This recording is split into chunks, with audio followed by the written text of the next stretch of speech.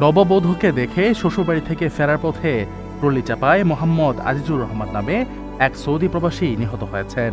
সোমবার দুপুরে নড়াইলের কালিয়া উপজেলার জয়নগর পানিপাড়া আঞ্চলিক সড়কে এই দুর্ঘটনা ঘটে। নিহত সৌদি প্রবাসী আজিজুর রহমান উপজেলার পানিপাড়া গ্রামের ইবাদত মোল্লার ছেলে। জানা গেছে, প্রবাসী আজিজুর রহমান 2 মাস আগে সৌদি থেকে ছুটিতে বাড়ি ফেরেন। গত শুক্রবার একই উপজেলার গামশিয়া গ্রামের এক তরুণীর সঙ্গে বাগদান সারেন তিনি। সোমবার দুপুরে মোটরসাইকেলে শ্বশুরবাড়ি গিয়ে নববধূকে দেখে নিজ বাড়িতে ফিরছিলেন আজিজুর। পথে বিপরীত দিক থেকে ছুটে আসা দ্রুতগতির ট্রলি তাকে চাপা দেয়। এ সময় মোটরসাইকেল থেকে ছিটকে পড়ে গুরুতর আহত হন সৌদি প্রবাসী।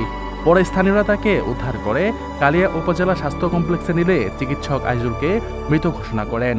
পুলিশ জানায়, দুর্ঘটনার পর চাপা দেওয়া ট্রলিটি আটক করা গেলেও এর চালক পালিয়ে যান। তাকে গ্রেফতারের অভিযান চলছে।